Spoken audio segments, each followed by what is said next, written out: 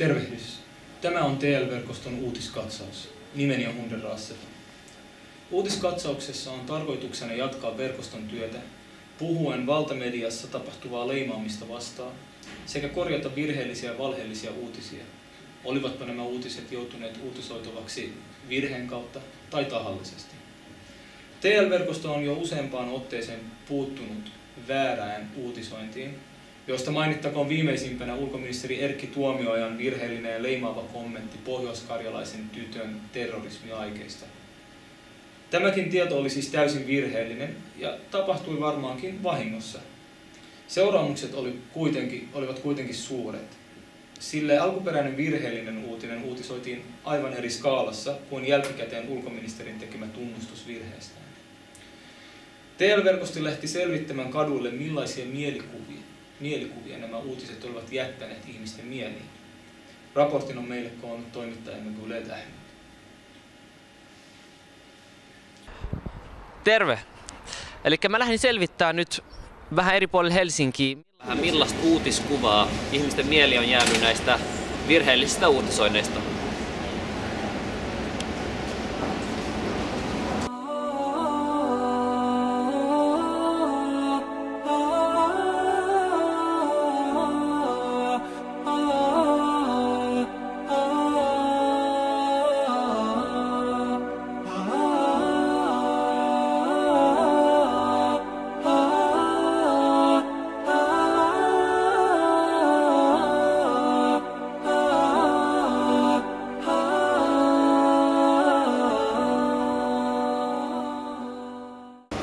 Elikkä mun nimi on Guled Ahmed ja me ollaan sellaista verkosta kuin terroristiksi leimattu verkosto. On nyt ollut pinnalla paljon terroristi-uutisia. Joo.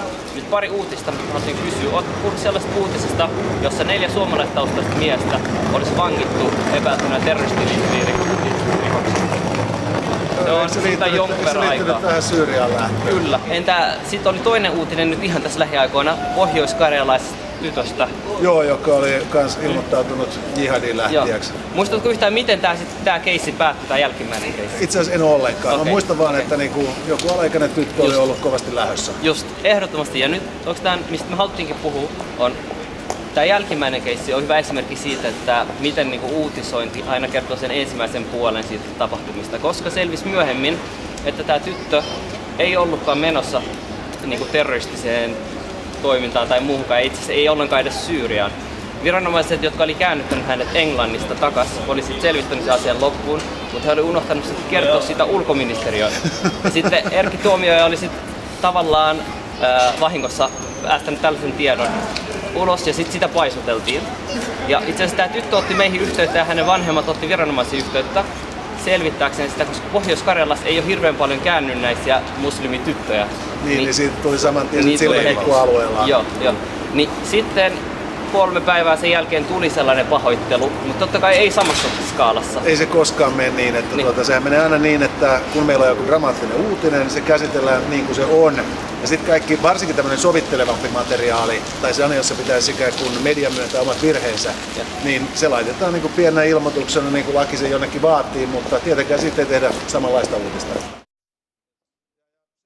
Okei, mä voin kertoa yhdestä toisesta tapauksesta, missä oli pohjoiskarjalainen tyttö, ketä oikeastaan ulkoministeri Erkki Tuomioja oli haastattelussa ihan Ylen kanssa maininnut, että Pohjois-Karjalasta olisi ollut joku tyttö lähtenyt tai yrittänyt lähteä Isiksen riveihin. Tämä oli myös sellainen uutinen. Saat kuullut? Olen kuullut kyllä. Okay. Eli tämä oli myös sellainen uutinen, mitä sitten kaikki mediat otti aika nopeasti ja uutisoi tosi isosti, mutta myöhemmin selvisikin, että tämä tyttö ei ollut menossa Syyriaan, vaan että hän oli menossa ihan Englantiin, josta hänet oli kyllä palautettu tänne. Ja tämä oli selvinnyt myös viranomaisille, jotka sitä asiaa hoiti, mutta he unohti sitten informoida ulkoministeriöön. Ja myöhemmin Erkki Tuomioja pyyski tästä anteeksi. Oletko kuullut tästä anteeksi pyynnöstä? Sitä mä en ole kuullut. Itse anteeksi pyyntöä mä en ole kuullut, itse vaan tämän alkuperäisen uutisen on kuullut. Niin, tavallaan me lähdettiin nyt kadulle sen takia selvittämään, että aika usein tällaiset epäilyt, ne jää ihmisten mieleen, mutta sitten kun selviää, että asia ei ole näin, se ei ole enää välttämättä uutinen, niin sitten ihmiset ei kuule. Oot ihan oikeassa, niin ja se valitettavasti menee tänä päivänä. Mitä mieltä sä oot siitä, onko se oikein, että näin herkästi sit uutisoidaan tällaisia epäilyjä? Ei ole oikein. Pitäisi vähän ottaa asioista selvää ennen kuin ruvetaan latoa tuohon Ilta-Sanoman kanteen tai lööppeihin, ylipäätänsä mihin vaan lööppeihin. Koska niin kuin ollaan puhuttu, ihmisten yleensä ajattelee asiaa sen enempää kuin mitä niitä kerran kerrotaan. Ja sitten se niin kuin jätetään päähän se ajatus ja sen jälkeen vaan eletään sillä, vaikka totuus olisi jotain ihan muuta. Sen takia mun mielestä aina pitää sekaan tutkia asiat perinpohjaan ennen kuin ruvetaan syyttämään, ennen kuin ruvetaan vähänkään epäilemään jotain ennen kuin syytetään. Mä oon sitä mieltä. Kiitos sulle tosi paljon. Kiitos. Ketään ei saa tuomita etukäteen ikinä ennen kuin oikeasti vasta syytä siihen. Okay. Kiitos. Ja se on niinku, no se on tietysti taas vakavissa asioissa niinku, kun silloin kun syyttää vakavista rikoksista, niin se on tietysti melkoinen ongelma. Ja tietysti se nyt pienemmässä mittakaavassa pätee niinku ihan kaikkeen. Ja se vaan niinku johtuu toisaalta siitä, että olisi helppoa syyttää mediaa siitä, että median tekijät ei mielellään myönnä omia virheitään. Mutta toisaalta siinä on niinku myös sellainen juttu, että se tuntuu mediastakin varmaan 2 verran tylsemmältä myöntää omia virheitään, kun ne oikeasti ei kiinnosta ketään. Ei, ne ei ole uutinen. Koska se ei ole uutinen, koska niinku herran aikaa on paljon seksikkäämpää niinku tarina alaikäisestä tytöstä, joka lähtee jostain Pohjois-Karjalasta pyhän sotaan.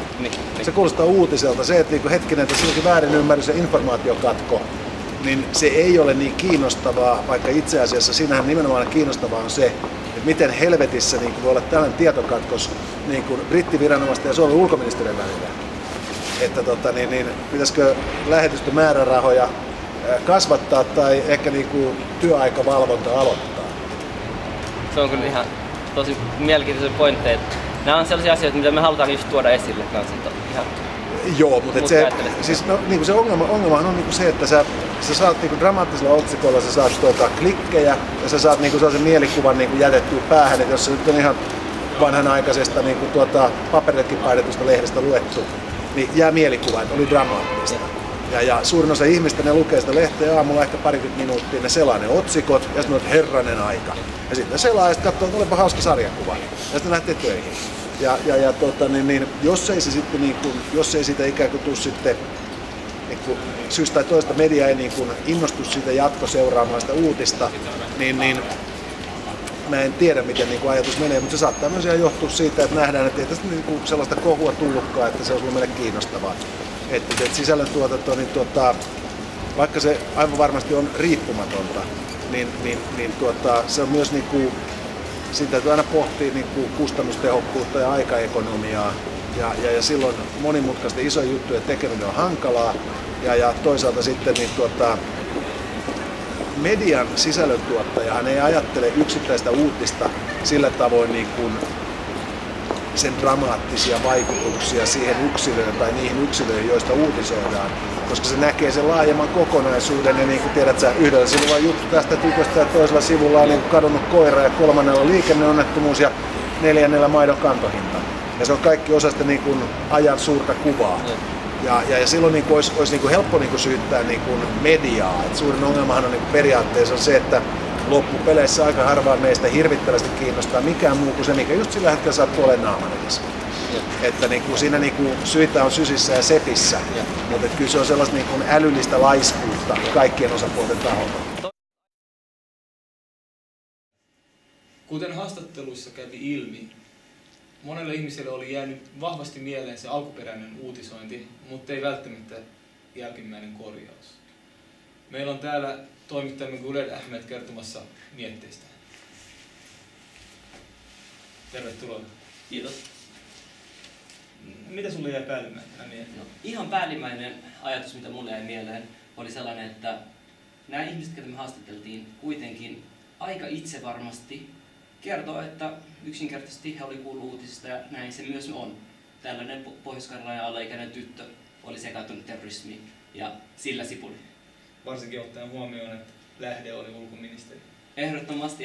Jotenkin myös luottamus ylipäätänsä uutisointiin Suomessa on erittäin vahva, ottaen huomioon millaisilla tavoilla uutisointia on paisuteltu. Esimerkiksi minulla on tässä näin Ilta-Sanomista pari esimerkkiä, missä iso otsikko näkyy, että Tuomioja Ylellä. Alaikäinen suomalaistyttö pyrki ISIS-taistelijaksi ja jäi kiinni lentokentällä. Vaikka Tuomioja hän ei maininnut siinä kommentissa kertaakaan ISISistä. Ei ollenkaan. Ja tämä toinen samainen Ilta-Sanomista uutinen, suomalaistyttö pyrki terroristijärjestön riveihin, kääntyi ensin muslimiksi.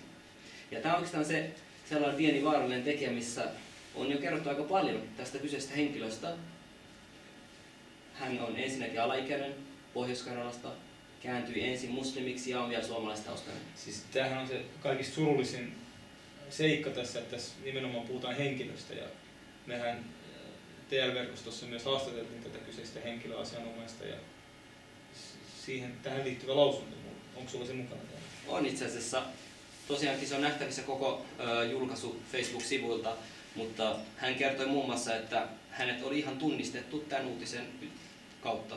Että oli erittäin huolestunut myös hänen turvallisuudesta ja sanoi myös, että ei olisi uskonut näin tapahtumaan varsinkaan Suomessa.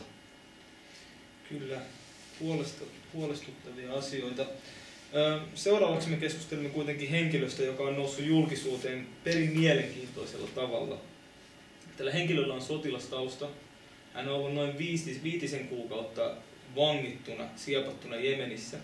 Ja hän tekee parhaillaan väitöskirjaa jihadismista. Ja sen lisäksi hän on myös tuore kokoomuksen kansanedustajaehdokas. Kyseessä on siis Atte Kaleva. Matkustin Jemeniin kerätäkseni aineistoa Jemenin ja Saudi-Arabian alueen salafi-jihadismia ja yksilöiden islamistista radikalisoitumista käsittelevään väitöstutkimukseen. Väitöstutkimukseni ohjaaja on professori Timo Soikkanen Turun yliopistolta. Tutkimussuunnitelmaani ei ole vielä virallisesti hyväksytty, mikä on saattanut aiheuttaa väärinkäsityksiä julkisuudessa.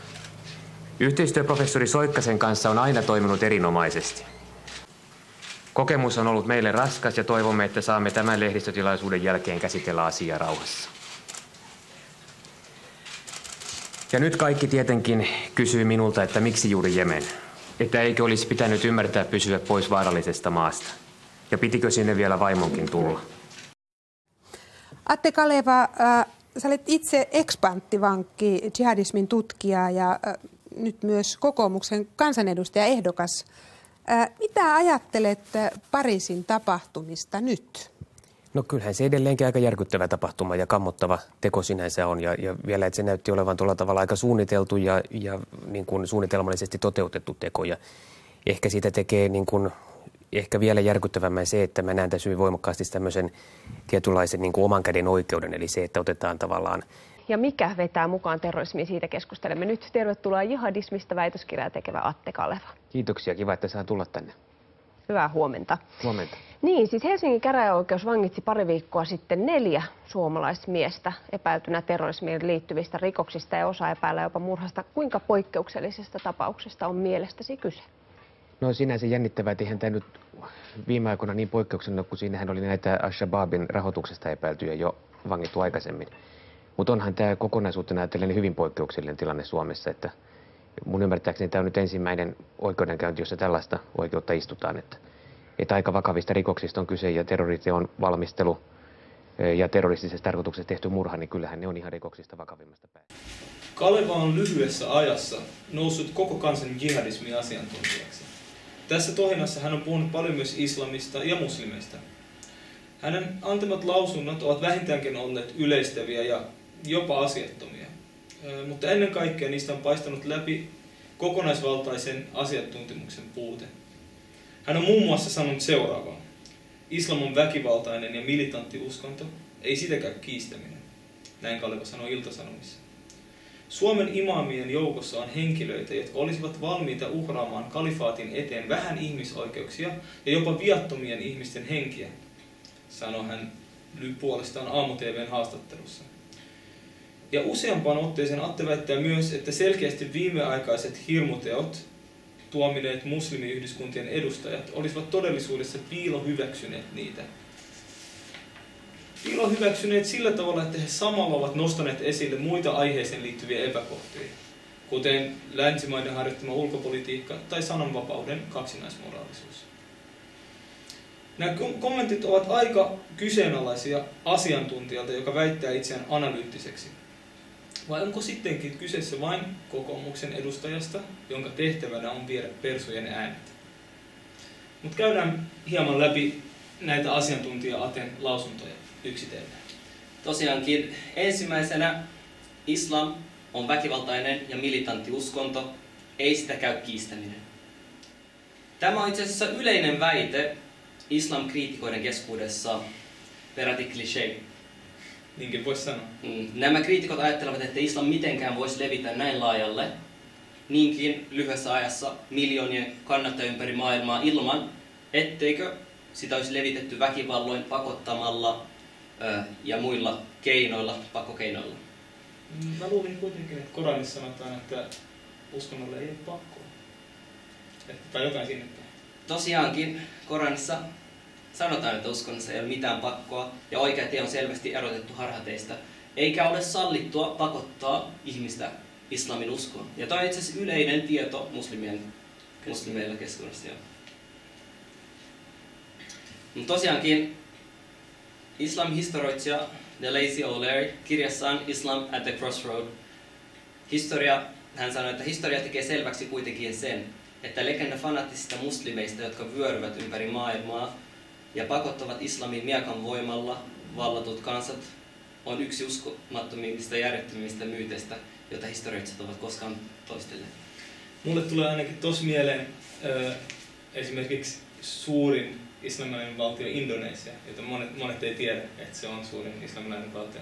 Mä en ainakaan muista, että sinne olisi niakoin. Paitsi tietysti nehän on jemeniläisiä, jotka sinne sitä islamia levitti ja nehän käyttää miekkaa.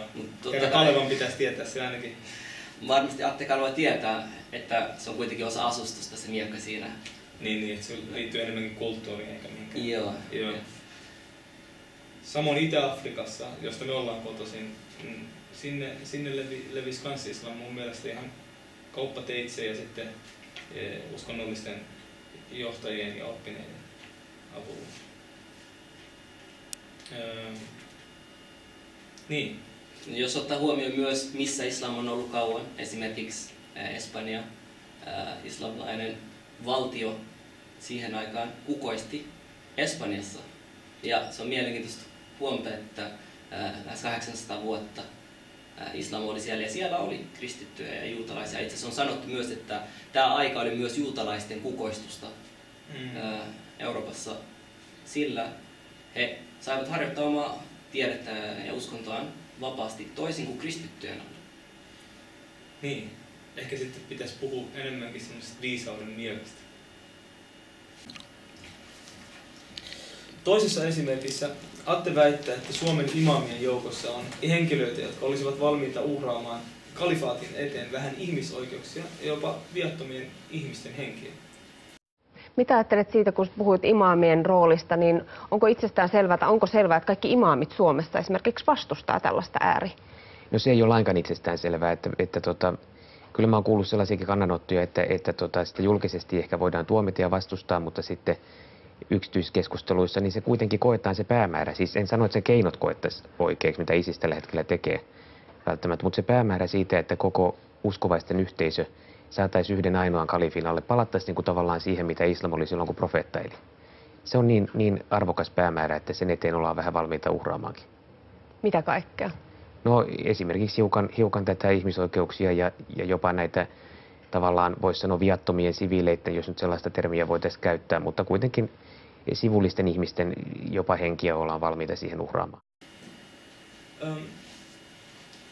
Ihan ensi alkuun herää kysymys siitä, että jos Suomessa tosiaan löytyy tällaisia imaameja, niin miksi Atte ei ole ilmoittanut tästä viranomaisille? Siis mun mielestä ainakin kuulostaisi ihan rikostutkinnon arvoiselta. Ehdottomasti. Ja jos nimenomaan on tiettyjä henkilöitä, joita Atte epäilee tämmöisistä rikoksista, niin nämä pitäisi ehdottomasti tuoda nämä epäilyt viranomaisten tietoon. Ainakin vaikutti siltä, mitä Atte muotoili sanansa, että hän jopa ehkä tietäisi, kenestä on kyse.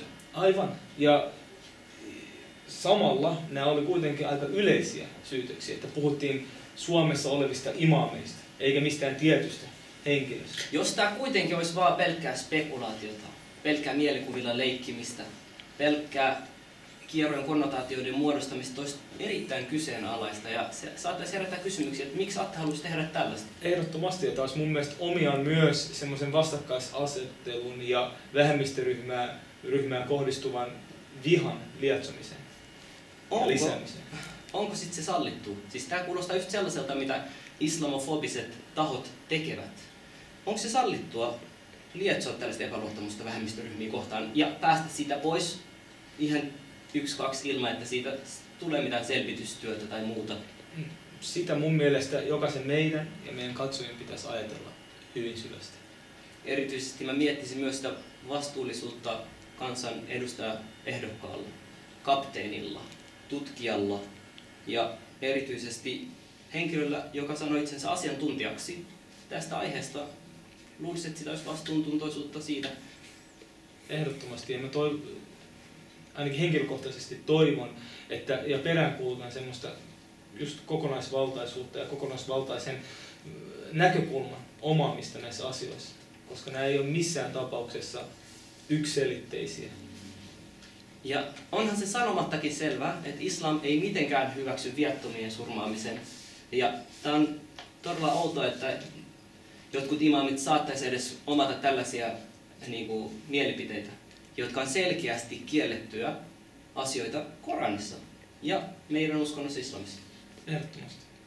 3. esimerkissä Atte laukoi, että selkeästi viimeaikaiset terroriteot tuomineet muslimiyhdyskuntien edustajat olisivat todellisuudessa piilohyväksyneet niitä.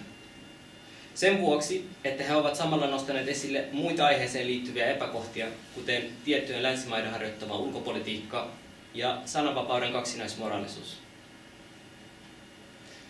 Tuosta mulle tuli kyllä mieleen yksi juttu, että mä oon oikeastaan henkilökohtaisesti ollut herra Kalevan kanssa käynyt keskustelua sosiaalisessa mediassa, johon mä siis postasin tällaisen videon amerikkalaisesta saarnaajasta, islamilaisesta saarnaajasta, joka kovin sanoin tuomitsee tällaiset teot, mutta hän samalla puhui esimerkiksi siitä, että tietynlaiset kuvat profeetta Muhammedista, rauha hänelle, ovat loukkaavia muslimia kohtaan. Ja että muslimilla on oikeus loukkaantua tämmöisistä kuvista. Ja oikeastaan herra Kaleva hän kommentoi tähän keskusteluun ja hän sanoi, että tämä oli erittäin hyvä video, että on hyvin oikein tuomita nämä teot ja on myös oikein pahastua piirroksista. Ja tässä mulle tuli ainakin mieleen tämmöinen ristiriitaisuus. Toisaalta hän sanoi, että kotimaiset muslimiyhteisöjen edustajat, johtajat piilohyväksyy puhumalla tästä sananvapaudesta, Kyllä. kun toisaalta sitten tämä on oikein tuomita ja samalla on oikein Kyllä. pahastua. Ja itse asiassa hän on jopa maininnut jotain muslimi-edustajia, yhdyskuntien edustajia ihan nimeltäkin kirjoituksissaan ja sanonut ihan selkeästi, että vaikka he tuomitsevatkin nämä teot, niin pelkästään jos siihen tuominnan jälkeen sanoo mutta, nostaa esille esimerkiksi Ranskan harjoittama ulkopolitiikka tai jopa nyt näiden viimeaikaisten tapahtumien jälkeen pidätykset, jotka ovat ihan johtuneet ihmisten sanomisista. Eli käytännössä Ranskassa on pidätetty henkilöt, jotka ovat piirtäneet jotain, joka on loukannut sitten ihmisiä. Ja nämä ihmiset, jotka tulevat tällä kertaa loukatuksi, olivatkin näiden pilapiirtäjien ehkä omaisia tai ylipäätänsä valtion taholta. Eli tietynlainen kaksinaismoraalisuus näyttää esiintyvän tässä, vai mitä sanoisit? No siis ehdottomasti kaksinaismoraalisuus, mutta samalla semmoinen eräänlainen epäjohdonmukaisuus Atte Kalevan kannanotoissa. Tuntuu siltä, kun jollain tavalla Atte ei hyväksyisi, että muslimit voisivat nostaa esille muita epäkohtia tästä meidän yhteiskunnasta tai ylipäätänsä maailmalla tapahtuvista epäkohdista. Tuntuu siltä, kun meidän pitäisi yksiselitteisesti vain pahoitella tästä jokainen meistä. Mutta loppujen lopuksi, jos me lähdetään ihan tarkemmin katsomaan, mitä sinä tai minä teimme Ranskan iskujen edistämiseksi. Eihän me oltu mitenkään osallisia siihen. Joten miten se on oletettavaa, että Atte näkee oikeaksi, että meidän tulisi pyytää anteeksi tästä. Eikä nostaa edes esille mitään muuta anteeksi pyynnönkin jälkeen, vaikka saikin sellaisen. Niin itse asiassa tämä on tietyn tyyppistä keittiöpsykologiaa, joka laittaa meidät tiettyyn ajatuksen kehykseen, jossa jos yksi muslimi tekee jotain, kuten Attekin mainitsi yhdessä haastattelussa, yli 1,5 miljardia muslimia maailmassa, niin jos joku niistä tekee jotain, nähtävästi tällä analogialla jokainen meistä on vastuussa jonkun yksilön tekemisistä. Onko tämä toimivaa muissa asioissa? Mä halusin tietää sen. Itse asiassa eräät kaverit tuolla Englannissa selvitti, toimiko tämä keittiöpsykologia kenellekään muulle paitsi muslimeille. Katsotaan pieni clip. Richard, what would you like to say? Hi, James. I just want to say I agree with you to a point, and I think any reasonable person knows that most Muslims have absolutely no part in this, and that it is a real, a fundamental and a very, very minority group who are doing this. But I think an apology is needed. You said before that if a Geordie person was doing this, should all Geordies issue an apology, and that was kind of a little bit ridiculous. But why? Why is it any different? Why should Abbas, the last caller, apologise for what these murderers in Paris did? Well, because I think the alternative is that there is no apology. Have you apologised yet? Apologise for what? The murders in France on Wednesday. Why would I need to apologise for that? Well, why does Abbas? He was in Berkshire. Well, no, because they're doing it in the name of Islam. If something was done... Not his Islam.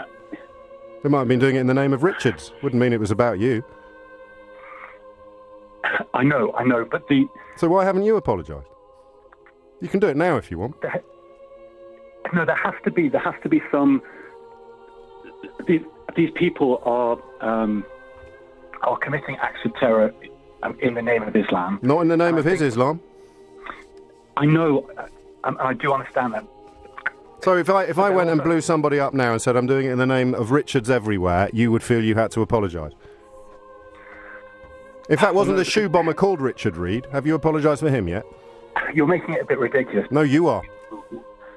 I'm really not. They're just... Okay, well tell me why you haven't apologised for the shoe bomber whose name was Richard, because Abbas has to apologise for a terrorist who said he was a Muslim.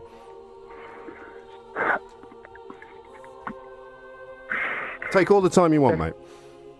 Okay, so these guys are from the Islamic community. Yes, and the shoe bomber was from the community of people called Richard. We need to feel some sense that there's some action in the Islamic community. But I don't trust people called Richard anymore, so when are you going to apologise? It's a bit difficult to argue against you when you're being like this.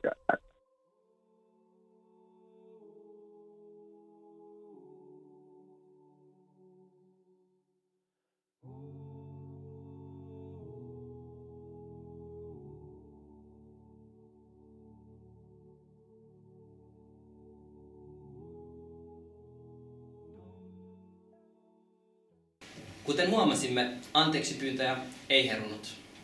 Tämänkaltainen keittiöpsykologia saa nähtävästi jäädä sinne keittiön puolelle, niin kuin Attekin, ainakin asiantuntijuutensa puolesta. Henkilökohtaisesti mä haluaisin sanoa, että mulla ei ainakaan mitään vastaan, Atte Kalevaa vastaan. Ei hänen persoonaa, eikä mulla ei ole mitään vastaan häntä ihmisenä, mutta mä ainakin vielä sen verran halusin, että hän jäisi maisemiin, päästäisiin puhumaan näistä asioista perinpohjalla. Niin varmasti Atte on ihan aito ihminen ja tosiaankin ei mullakaan mitään henkilökohtaista. Ja varmasti hänkin tekee tätä ihan vilpittömästi, vaikkakin voi olla, että jossain asioissa me saatetaan olla eri mieltä hänen kanssaan. Kyllä. TL-verkoston tämänkertainen uutiskatsaus oli tässä. Aihe on erittäin tärkeä. Tue meitä ja seuraa julkaisujamme sosiaalisessa mediassa. Näkemiin.